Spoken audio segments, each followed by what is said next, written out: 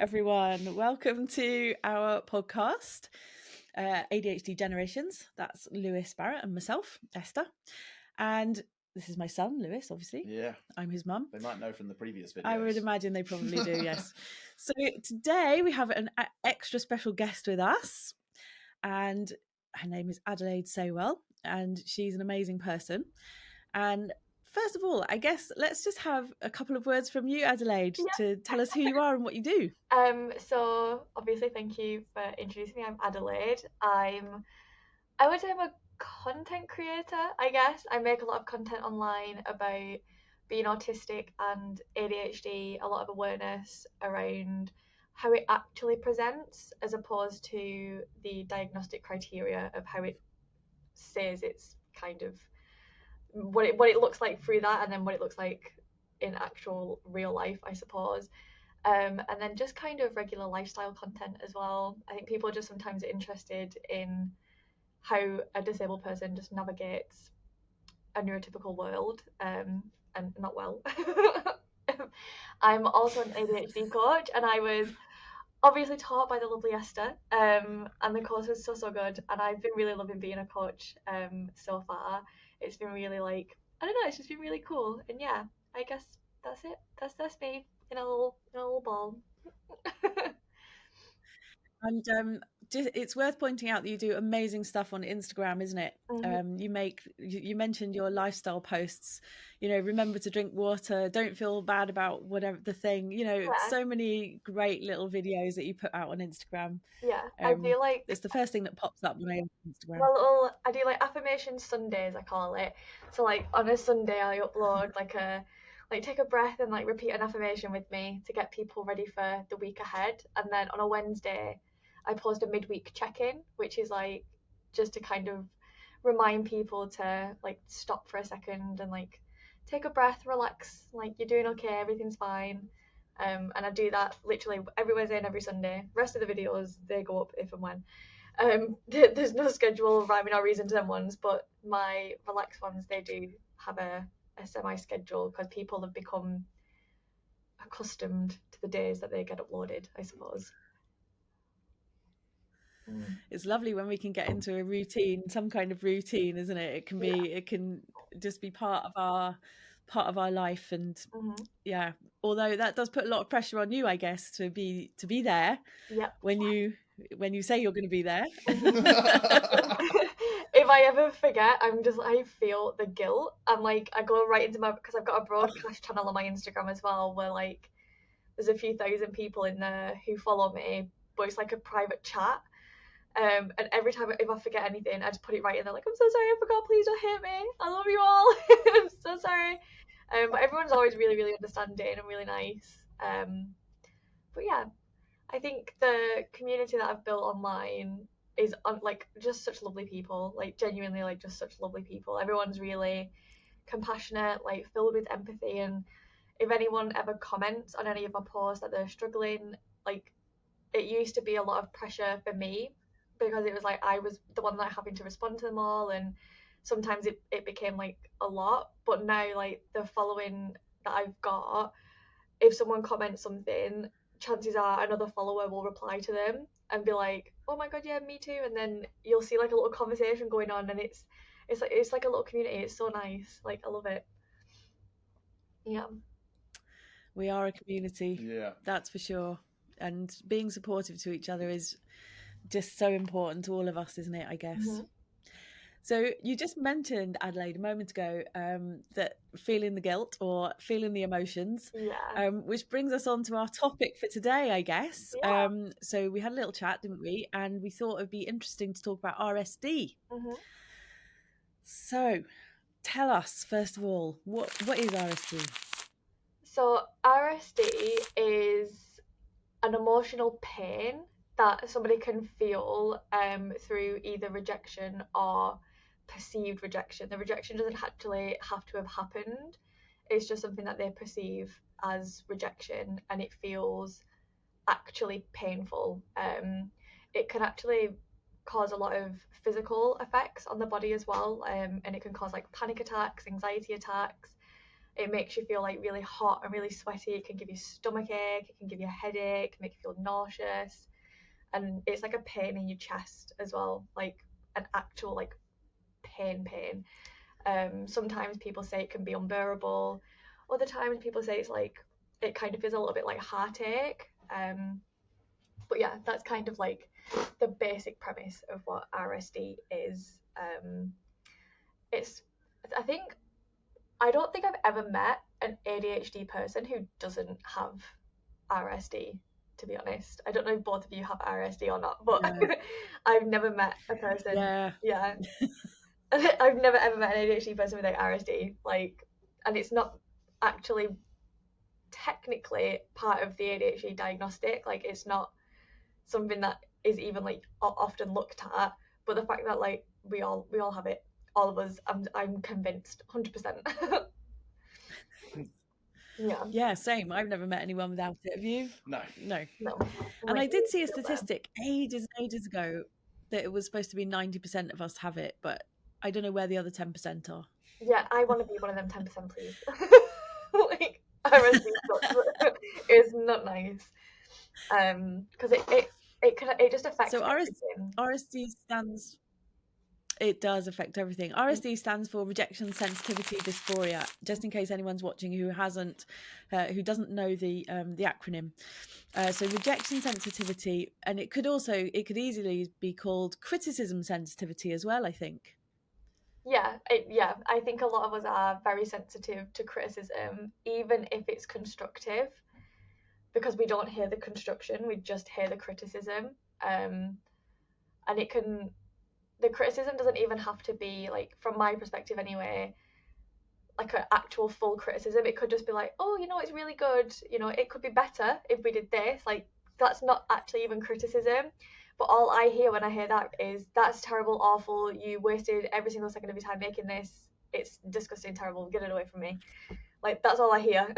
Even though they said it was really good, it could just be a little bit better. So yeah, criticism is something I think I struggle with a lot. And I'm sure you guys probably also are great with criticism.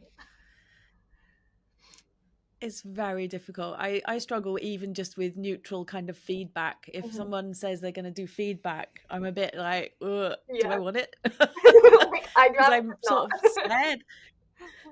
I think. Yeah, I'm kind of scared of criticism before it's even happened. Yeah.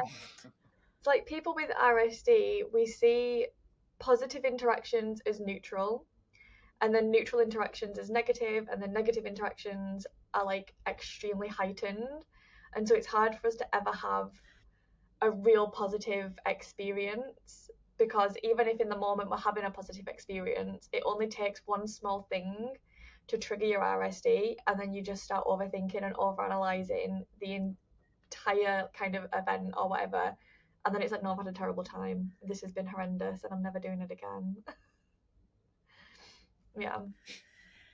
One thing I've noticed about RSD as well is the knock-on effect of the rumination. So you remember the negative thing that somebody has said to you, or even semi-negative, like 5 years later or 10 years later, you can still remember those things, the criticisms and the rejections, but you don't remember the positive things and the praise and the good stuff. Yeah, like that just which is a bit sad. Empties in your mind. It's hard to remember any of the achievements that you've done, which I think is why it's so important to celebrate every single win. Like, no matter how small your win is, like, celebrate it, because you will eventually forget. So I'm going to show you, because I like love it so much. I'm not sure if I've shown Esther before. I have this little jar which I have on my desk, and this is every single good thing that's happened to me this year. And I've done this every single year for like since I was like 18, 19, so like a good like 11 years. God, I'm so old.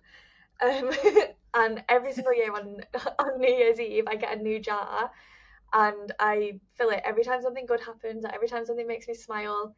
I put it in my jar, and then on New Year's Eve, like at the end of the year, I go back and read it all so that I can go into the new year remembering all the good things and not just all the negative. Because I think at the end of the year, a lot of people tend to really focus on like, oh, I've had a terrible year because like X, Y, and Z happened, and don't remember just all of the tiny things that happen throughout the year. And it's nice to like look back and actually like read them and remember that. So I've done that every year for like 10 years. Yeah, it's a good idea. I think everyone should do it. Call it my happiness jar. But yeah, it was good. It's a good idea. You have to be a little bit organised to remember to remember to do it. Yeah, the amount of times that I've sat on my desk and just like filled in a load of notes because it's been like 2 months and I've not done any, and I have to like sit and remember like, oh, that happened and that happened, and just pop them in my jar really quickly. Because at the start of the year, I do it every year. This is definitely a whole ADHD thing. Every single year I start, I'm like, I'm going to date them so I know the exact date when this good thing happened. That lasts about a week. Okay, I'm like nicely dating them. The writing's all neat and cute, and then it becomes like scruffy, scribbling it in and just scrunching it in, shoving it in there. But the organisation dwindles towards the end of the year, so there's loads of good things from January and February, and then like March will have nothing, and I'm like, did I do anything in March? And I just not about it all, so I don't date them. So like 4 or 5 of them will be dated, and then the rest of them are just not at all. But I do try every year. I'm like, I'm going to date them this year. This will be the year that I stick with it, and it never is. Never is. But at the end of the year, you've still got a jar full of good stuff. Yeah, exactly. And it's nice to read it because like the amount of times like I forget about all of the stuff that's in there. I'm like, oh my god, that was this year. Like that felt like forever ago. And it's nice to just like look through. I think everyone should do it if they remember. Yeah. We need to have some kind of alarm on our phones, perhaps. Yeah. Which is always helpful. Like, yeah, good I have plan. to look at it. If I can't see it, I forget about it. I always say that. If it's not in front of my eyeballs, I don't know it exists. Yeah, absolutely. Yeah. So tell us a bit more about RSD generally and the impact that it has on people's lives. So it can, because it doesn't just impact like with the criticism from work and things like that, it can affect relationships really badly. It can affect your work relationships, your like romantic relationships, platonic relationships. It can affect your relationship within yourself as well. Because even when if you're feeling triggered by your RSD and you don't have sort of the tools to kind of help you come out of that like trigger, you start to look inwards and start criticizing yourself a lot more. You end up having a lot of really, really low self-esteem and a lot of self-doubt, and then it builds up and builds up until every single interaction in your life just feels inherently negative. You just go into it with a negative view because you can't physically like see a positive outcome coming from it. And with relationships and sex, if like your partner for example was like, oh, I'm just not in the mood, and that can trigger your RSD, like, are you rejecting me? Like, is it me it's just me you don't want to be like intimate with? And then it can then cause like rifts. Is that rifts? Is that the word? Tiffs? Rough patches? Yeah, rifts, yeah. Yeah, rifts. I'm just going to go with it anyway. Yeah, rough patches. Whether it's a word or not, it is now. But it can cause like rifts in relationships because the person can then become like resentful of the partner because they think the partner doesn't want them, and then ends up like with arguments, and then it just kind of like snowballs from there. And then in like work life, if your work is criticized, or if you're maybe not performing as in your eyes as good as somebody else, and you're taken like your boss talks to you, for example, and then your whole entire work life just spirals because you're constantly trying to push yourself to be better, even though no one might have even criticized you, but because you've seen someone else do something and you're like, I should be doing more, and it just keeps going. You end up burning yourself out, and it just it takes over. Like, it really just takes over everything.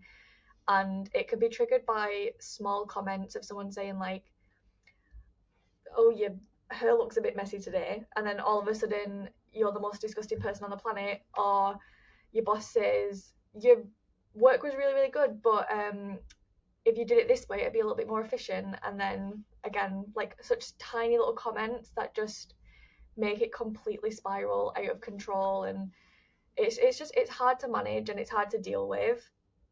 And once you've been triggered, and if you don't know how to get out of the trigger or how to like soothe yourself, I suppose, it just doesn't like let up, and it just feels like it's never ending, which is what can then lead, it did lead me into like a quite a depressive episode, and I ended up being misdiagnosed before I got my ADHD and autism diagnosis with borderline personality disorder because of my fear of abandonment. But I didn't have a fear of abandonment. I had a fear of rejection. And because of my mood, my up and down mood, and not being able to like regulate my emotions properly, especially around like being sensitive to rejection and anger, and having like really, really, really good highs and then extremely low lows. And I think a lot of women are actually misdiagnosed with personality disorders before they get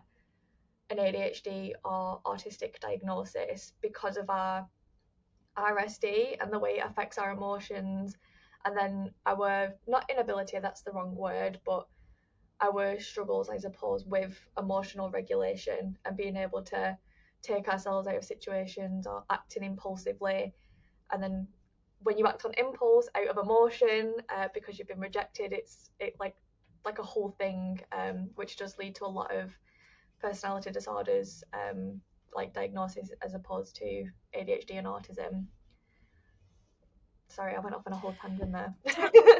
Whether any of that made any it's sense? really interesting because it makes perfect sense. And I don't know about you, Lou, but I don't know that much about personality disorders or I've heard of borderline personality disorder, and I know that people sometimes get diagnosed with borderline personality disorder, don't they? Yeah. What is it about borderline personality disorder that causes this confusion between it and ADHD? So borderline personality disorder, like I'm not 100% like clued up on it, if I'm being honest, because when I got my diagnosis, they didn't have treatment for it in the UK. And therapists will often refuse to work with you because they just see you as like you just seen as a bad person or manipulative and this, that, and the other. But this was obviously like 15 years ago when I was diagnosed. And the fundamentals of borderline personality disorder that are so similar to autism and ADHD is the emotional regulation, and going from kind of one extreme to the other. The fear of abandonment comes across a lot like fear of rejection, and so you tend to push people away because you're trying to protect yourself from the rejection, which is very similar to borderline, who push people away because of the fear of abandonment. The difference is, so borderline, you can't be diagnosed under the age of 18, because it's a trauma. So it comes from childhood trauma, and that's where it stemmed from. Whereas with autism and ADHD, the symptoms will be like lifelong. It'll be forever. They can overlap. You can have both. Sometimes it's hard to distinguish what's borderline and then with your emotional regulation and what isn't. Another thing with borderline personality disorder is you impulsively say things, so it can be missed as borderline when it's actually impulsively saying something without thinking through what you're actually saying, with ADHD. So one of the diagnostic, what we spoke about when I was diagnosed, is self-harm and suicide ideation, and feeling like if someone was to leave you, how would that make you feel, like, and it making you feel sort of suicidal if someone was to leave. And when I was having my conversation, when I was getting my diagnosis, I was saying to them, like, it's not that if someone leaves me, I feel like I want to, like, them thoughts come. It's that I feel like I'm not good enough, and that there's something wrong with me. And it's because of the rejection and the sensitivity to rejection that I was feeling that, not through I'm scared people are leaving me. It's more people are rejecting me and I don't know why, and it's making me feel like something's wrong with me. And that was the difference. But obviously at the time they were just like, no, we're just going to give you this personality diagnosis, so on you go, because I was actually in an assessment for bipolar, but they came out of it as borderline instead, and never even suspected ADHD or autism, even though it runs in my family. So my younger brother is ADHD, and they never even questioned it. But that's how it can get missed. Did that make any sense whatsoever? Like, please say yes. Absolutely. Yeah. Don't say no, don't And reject me. there'll be people. No, we definitely understood. No problem at all. 100%. So there are going to be people watching this probably who are thinking to themselves, oh, I've got a diagnosis of borderline personality disorder or bipolar even, who may be wondering if actually ADHD or ADHD and autism could be at the heart of it. Yeah, so when I got my diagnosis, I looked at the diagnostic criteria and I literally didn't meet like any of the diagnostic criteria. I was like, none of this really feels right. It's not like, the only thing that ever made sense was the suicide ideation and rapid mood changes. But again, that comes from my ADHD and being autistic, and all of the traits that were on there that I did resonate with were also traits of ADHD and autism. There was a lot of research into like, this isn't right, this doesn't feel right, and then it went from one to the other because I never had a switch. They say there's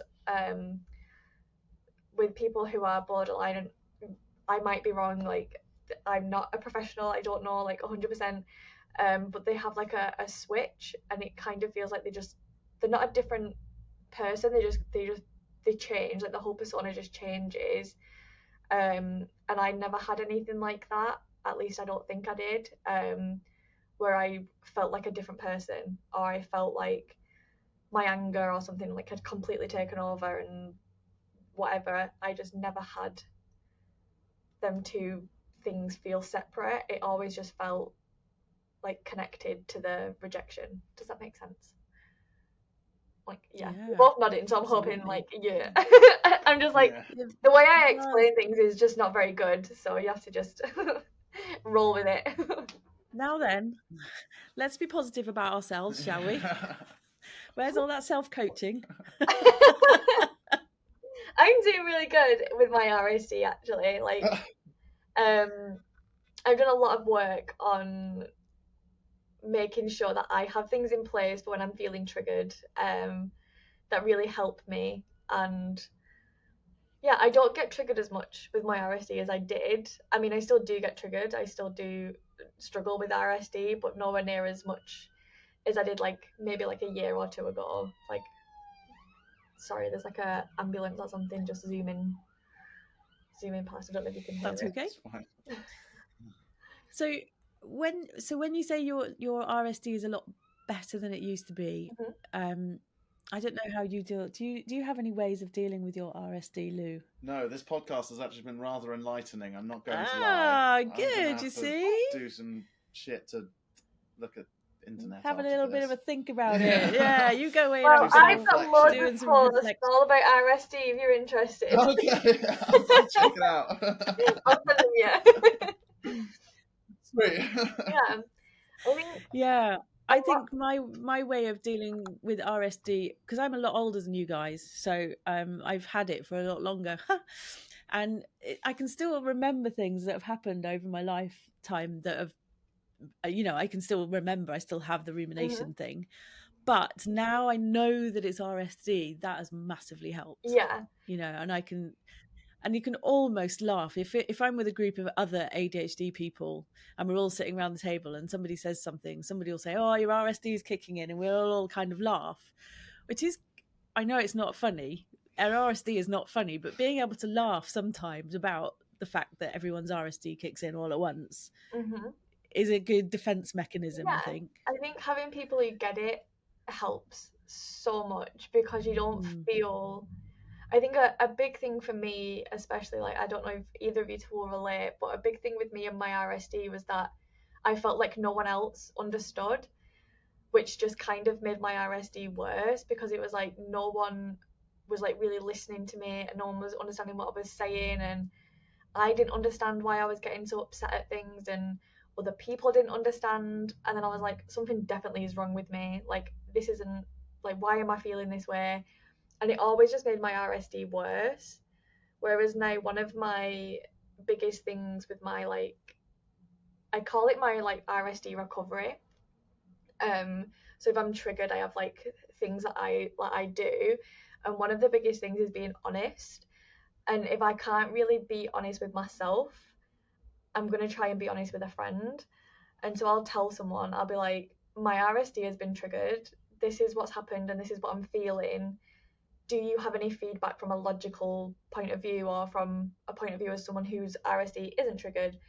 And like have a conversation, and I'll explain to them, you know, what I am actually trying to, like, what I am feeling, or from what I can understand what I'm feeling, because a lot of the times I don't know what I'm feeling, and we'll work through it in that way.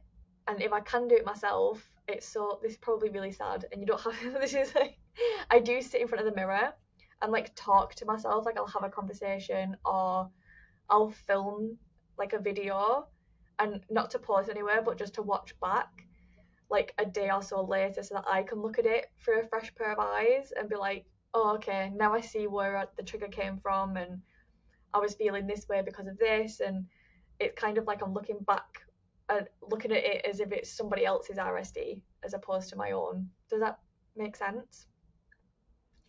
But yeah, that's like one of my biggest things is either being honest with myself or being honest with a friend about it, and it helps a lot.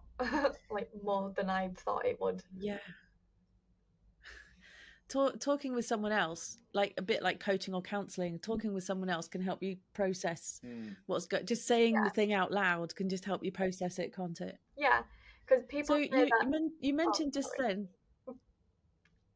Go ahead. Sorry, I was going to interrupt you. I'm so sorry. I was going to say, like, people. No, I interrupted you. Go ahead. Like, people with ADHD, sometimes, like, we just talk and we don't really know where our sentence is going. We just kind of hope for the best. And to me, like, in my brain, it's because a person without ADHD, so not necessarily a neurotypical person, but just someone without ADHD, they're able to have thoughts in their head that are just, that's the thought they're having. Whereas when you've got ADHD, there's about 15 different thoughts going on all at once. And so it's hard to kind of pick which one you want to say. And so when you say it, it's kind of like the way that you would think it before you say it. We just say it first because that's our way of thinking. Do you know what I mean? Like, that's how we organize our brain, is by like vocalizing it. So I know it seems like we always go off on tangents, but it's just because this is how we need to organize our brain. You do this in your head, but we have to do it out loud. Like, do you know what I mean? Yeah. Okay, I'm sorry.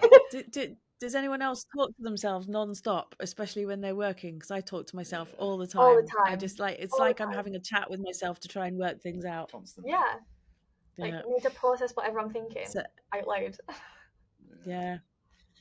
And the thing, you're right, the thing that you're talking about is the thing that you're actually doing. So that sorts it from everything else that's going on in there, because it's the one that you're saying out loud. It's really interesting. Yeah. Otherwise it just stays in here, and I'm like, I don't need any more. Like, it's already full. Okay, I don't need extra. So just get them out while I can. Get it out. It's like a box. That's just, like, one of the... overflowing with just like junk, and then sometimes some of the junk falls out and I have to sort it, but like verbally. I think that's one of the reasons we interrupt each other as ADHD people, just because we need to get it out. Otherwise it will never come out. Yeah. It will just get lost back in the mess again. Yeah. It needs to come out immediately. Yes. Yeah. Or like, otherwise it'll be lost forever. Like, sometimes I'm having a conversation with someone, and this was one thing that used to make me feel like a really, really bad person. But a lot of times when I'd been having conversations with people, I was often told that I'm not actually having a conversation. I'm just waiting for my turn to talk. And I was like, oh my God, I am. Yeah. But it's not because I'm not listening. Like, I am. But then as soon as they say something that triggers something in my head that I'm like, I need to say this immediately, it's not that I was holding that to say at the beginning. It's just it triggered the thought, so I needed to say it. But because I do that, but from a neurotypical point of view, it just looks like we're not listening and we're just constantly waiting for our turn to talk. And I'm like, it's not that. I mean, it is, but And sometimes neurotypical people talk so slowly, and I'm like, you just really need to hurry up and get to your point, because like you think I need human beings to have 2x speed because I listen to all my voice notes on 2x speed, podcasts on 2x speed. I'm like, when people talk slow, I can't understand what they're saying. But then sometimes I'll finish the sentence for them because I've already pattern recognition. I already know what you're going to say. And if I can get there before you can, it just saves you boring me with more words. Please tell me you understand that I'm not just a horrible human. Oh yeah, I do that all the time. I'm not gonna lie, like all the time. Your mum's just like, so many people. No, I'm sure there will be people out there listening to this podcast at 2 times speed right now, saying, "Yep, I totally get it." Yeah. They'll have to put it to 1.5 when I talk, because I already talk really fast, so then it'll just sound like 2x speed. It'll go really like high pitched and really. Can I ask you a question? Earlier on, you said about. Sorry. Excuse you. Remember earlier on you said about identifying feelings. I don't know if you want to share anything about that, because I think there's a few people out there who might relate. Yeah, so I have alexithymia, however you want to pronounce it. And so I very often don't understand what I'm feeling in the moment. It takes me a long time to understand. And a lot of the times I still won't understand. So I often don't know that I need the toilet until I like look at the toilet and I'm like, oh yeah, I need the toilet. Or I don't know when I'm thirsty. I don't know when I'm hungry. I can't tell the difference between the two.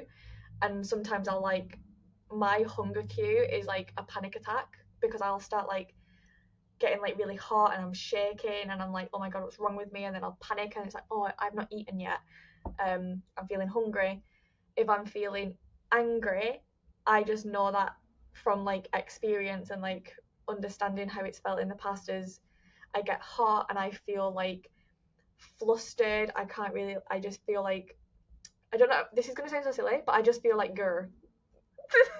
Like I'm just like and like my whole body tenses and I just feel like, but I can't explain it, and in the moment I don't know what it is. I just know that it's not nice. And if I feel like happy or ecstatic, like I don't know what the difference is. And this was another reason that I got misdiagnosed with borderline as well, is I only notice that I'm feeling something when it's an extreme. So I don't know when I feel happy. I don't like, in the moment I don't know that I feel happy. But I'll notice a difference when I feel like extremely happy. Like if I'm like laughing my head off, like blah, whatever, I'll notice that and I'm like, okay, this is happy. But if I'm just like, now for example, it's like I don't feel anything. But I know that I'm meant to, like, I know that I'm happy, but I just don't feel it. Do you know what I mean? No? Yeah, I think I do. As well. I can relate. Yeah. Ever since I found out about alexithymia, I've started to kind of think, oh, well, there's something there that resonates with me. Shit, yeah. Does it resonate with you? With you mainly. I can see it in you, yeah. Okay. Because you always say, don't get angry until you're angry. Yeah. And then it's an extreme. It's really strange. Do you know what I mean? And it's like I've only very few times, that I've ever got really angry. Mm-hmm. So yeah, it's interesting, isn't it? So that, and I hope you don't mind me mentioning it again there, Adelaide, but I just thought it was something that other people watching might, especially in terms of RSD and emotional dysregulation, as our topic today. I did wonder if people might also be thinking, oh, that's something that I can really relate to. Yeah, I think with not really feeling emotions, so with me it's not that I don't feel them, it's just that I don't feel them until they're an extreme and I just don't know what they are. And even if I feel them and they feel the same every time, I still don't know what it is. So then when you're then triggered with your RSD and I know that the negative feelings that come with that, and then I feel really negative and then I end up going into a depression because I can't figure out how I'm feeling, and it's like a a really annoying circle to get out of. But I know the difference now between like good and bad emotions. And when I do like talk them through, I've got friends who also are ADHD, and I'm able to kind of explain how I'm feeling, and they'll tell me what that feeling is, and I'm like, oh, okay, that's what I'm feeling. Because if I say like I don't know what I'm feeling, and they'll be like, talk to me about the physical feelings that you're having, and I'll tell them, and talk to me what kind of thoughts you're having, and blah blah blah, and we'll go back and forth, and they'll be able to kind of say like, this sounds like this feeling, or this sounds like this feeling. So yeah, it's helpful in that way to have friends who like really get it, I suppose. Yeah. Yeah, that's so lovely. If you can talk through your feelings. I think a lot of men really struggle to talk through their feelings. Yeah. And it's really important to. I wasn't looking at. You're just like going on screen. I was looking at you because you're a man, not because you struggle with talking about your feelings. Okay, he was just slowly going off screen. He was like, "Yeah, men. Yeah, I'm just gonna. Is that the Sorry door? about that. Yeah. Yeah. So I know yeah, men's no mental health. no need to cower. Men's mental health. Men's mental health, exactly. It was in June for America, for USA. It's in November for the UK. And the theme this year was Men Don't Talk. Was it Men Don't Talk, They Listen? Or I think that might have been the theme. I might be wrong. And it was basically about saying that men don't often talk about their feelings. And the prompt was for men to basically start to open up, and if they had the time and the right mindset to talk about anything that they were going through online, to do that to help other men open up. I didn't see a lot of videos about it, I'm not gonna lie. I didn't really see a lot of men getting involved and doing it, which was really sad. I was kind of hoping that some would. I'm not sure if many did, but I didn't see any of the videos. I posted a few videos about it and an infographic about statistics for men's mental health, and to try and get some awareness out there. But coming from like obviously a woman, it's not really the same. Like me opening up is not the same as them opening up, but I was hoping it would create a safe space for people to comment if they were going through stuff, and a few people did, which was nice. Some people helping each other in the comments and stuff, but it would have been, I think a lot of the times, like, I don't know if this is going to come off in a really horrible way, and I really, really hope that it doesn't, but I think a lot of times, like, men don't really talk about their feelings because often they don't really understand their feelings themselves, because I think men from a young age are kind of taught that feelings are for girls for some reason, and they just, any emotion they have, they just feel like they can't express. But I think a lot of men forget that anger is an emotion, and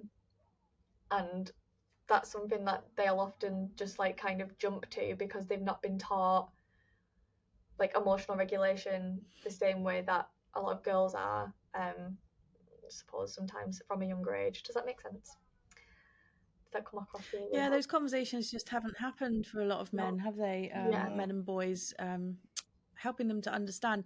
And if a guy does have RSD or emotional dysregulation of some kind, then that's going to have come right through from their childhood right through into the rest of their life. And you know, it's ADHD is going to exacerbate exactly all that rejection sensitivity. And so, you know, it's bad enough for a guy if he doesn't, you know, have ADHD.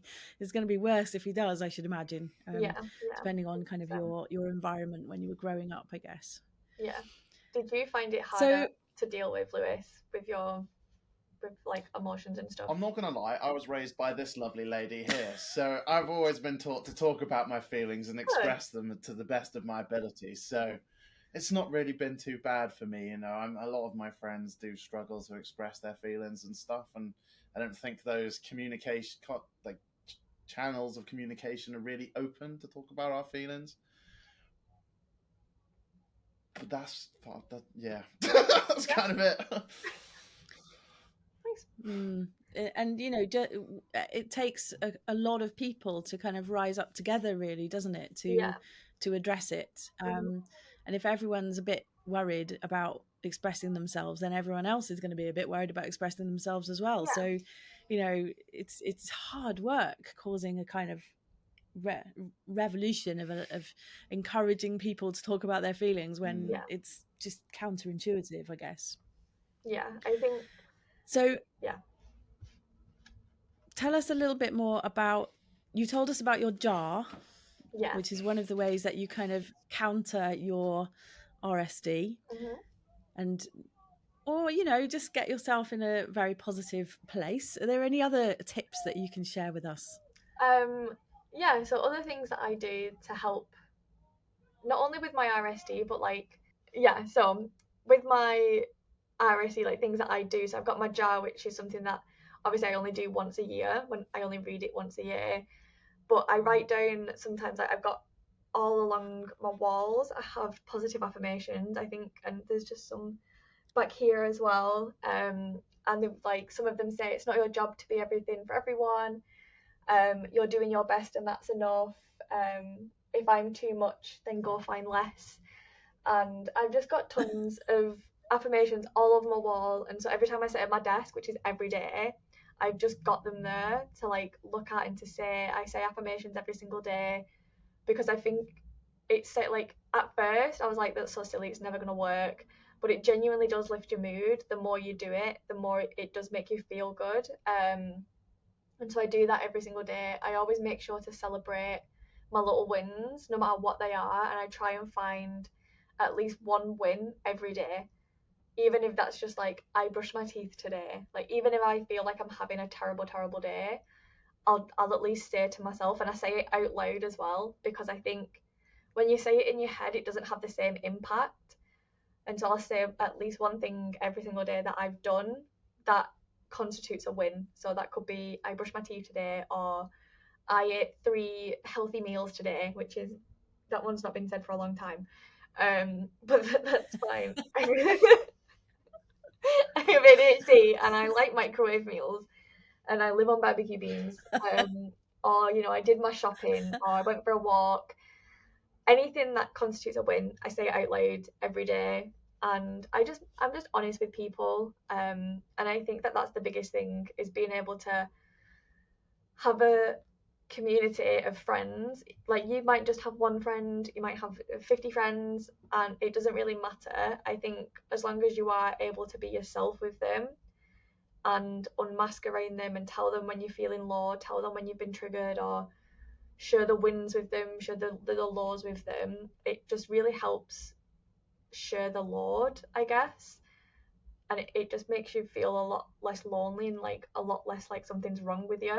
Because even if you are struggling with RSD, there is nothing wrong with you. Like, that you, if you've got ADHD, if you're autistic, like whatever, like nothing is wrong with you. You're not broken, you're not needing to be fixed, nothing like that. And you just need to kind of have a lot more empathy towards yourself and towards your brain. Like, your brain works in a way that it was designed to, not because it's working wrong, it's just working differently. And when you can empathize with that and empathize with yourself, it just makes everything seem a lot less terrible, I guess. I don't know if that was like, I don't know. Lovely, Adelaide. Truly lovely. Now, I can see that we're coming towards the end of our time, but all of the things that you've just been talking about lead us nicely, I think, into your coaching practice, perhaps, because I'm sure that some of the things that you're talking about that you do with yourself are things that you would be suggesting and giving guidance to your clients as well. So when I first thought about being a coach, I was like, I don't know if it's going to be for me. Like, I really hope it will be. And I was nervous that I wasn't going to be very good at it. But little win, I think I am. I genuinely really enjoy it. I like making people smile, and it's nice to see people like actually say their little wins, because I think a lot of times people don't understand what a little win is, and they think that a little win is like completing a whole goal. And it's like, no, like that's like a giant win. That's like a massive win. Like there are so many tiny little wins to get to that big one. And I think with coaching, and especially with like, I like to work like with empathy and making sure that people are acknowledging that you might have one goal in mind, but that one goal isn't just one goal. There's like 50 different little goals that make that up that one, and being able to like really break it down and appreciate every step. Because I think a lot of times with ADHD, we do one task and then it's like, okay, move on to the next, and then okay, move on to the next, and we don't really take the time to acknowledge and celebrate the actual big win. So if you celebrate all the tiny little ones on the way up there, it makes it so much better when you get to the big one. And yeah, I don't know, it's nice to see people get there as well. Like when you have like a session with someone and they're like, oh my god, I did this and this, and I'm like, you wouldn't have celebrated that last week, and like there you are, and it's just fantastic. And I love it. I just love it so much. I like making people smile. I don't know. It's like my favorite thing in the world is like making people like do like big smiles and just be nice to themselves. Because I think it's so easy to be mean to yourself. It's so easy to be negative, and it takes a lot of courage and a lot of strength to be kind to yourself. And so I just get really excited when I see people like doing that. Do you know what I mean? We find it a lot in ADHD coaching, don't we? Finding ways to support that person to be kinder to themselves can just be at the heart of it, I think. And it's lovely when people do start to make a little bit of progress, we might say, in that area, and just being kinder. Yeah. So I believe you've got some something in the way of an offer or something that you're piloting at the moment. So I've never seen it done before, and it might not work. It might be a terrible idea, but you don't know unless you try. And sometimes I feel like with coaching, some people might not work very well, like face to face. Some people might not be able to communicate as well as they'd hope, or some people might just not have the time to schedule in a session every 2 weeks. And I just want coaching to be as accessible as possible for everybody. And so I've started this thing. It might be a thing, I don't know. I had an idea. And it's going to be like a coaching workbook, but like personalized to the client. And so we'll have like an initial meeting, which will be like an hour and a half long. And we will go through all of the goals, what they've tried, what they've not tried, what they like to do, what their hobbies are, like get some like information about them, and what like some aspirations, like where do you see yourself in like 6 months time, or like whatever. And then I'll go away and make a personalized like workbook, and it'll be set out as a coaching session. So it'll have the goal that they're like wanting to do, it will have questions that I would normally ask like in a session, like different prompts. It'll have recovery pages, ways to relax, how to celebrate little wins, making sure to take breaks, how to know when you're getting burnt out, and things you can do for burnout recovery. And it'll basically be the equivalent of like 6 coaching sessions, like I say like basic coaching sessions. It won't be as in depth as coaching, obviously, because I won't be able to ask specific questions to the session.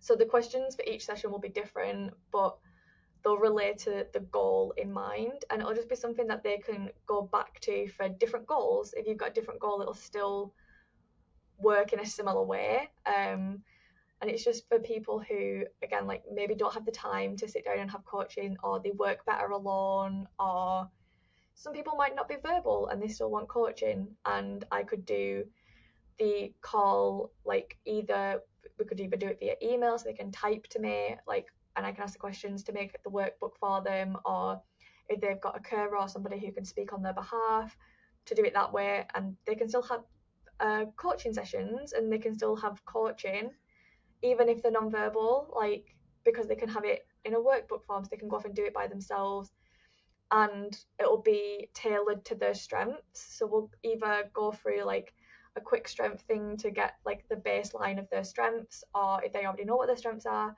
and I can tailor the book to their strengths. And yeah, and then obviously like the little things, like I can make it like whatever color you want. It can be as fancy as you like, it can be as plain as you like whatever your aesthetic is, like I can make the workbook to that aesthetic, and it'll be a PDF so they can print it off as many times as they like. But yeah, that's my idea. I don't know if it's been done before. It might have, I don't know, and I don't know if it'll work, but I just want to make sure that I'm doing everything I can to make sure that coaching is accessible for most people.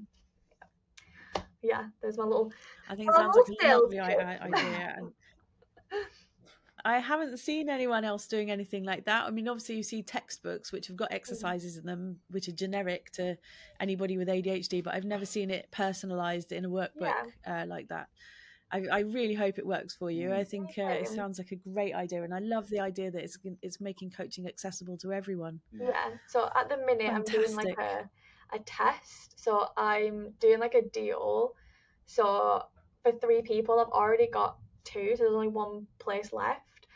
So it's like it's £100, and they'll get the whole thing, like the call, we'll do the book for them, everything. We get a review like together, either after a month or 6 months, whatever they choose.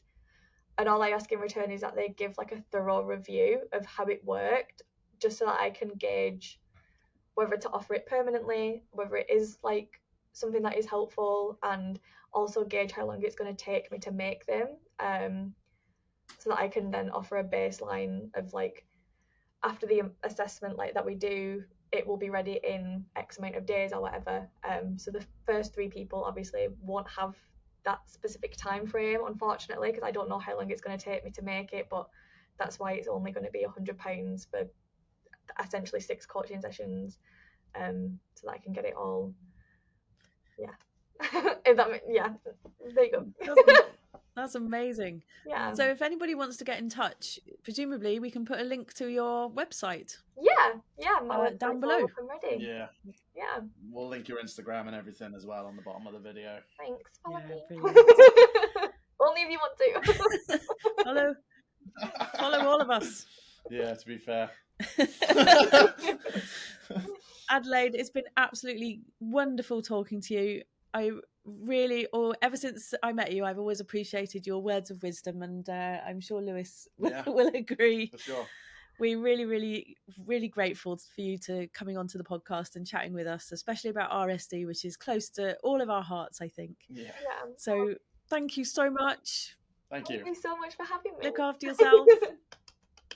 It's a pleasure. See you again. Bye. Bye.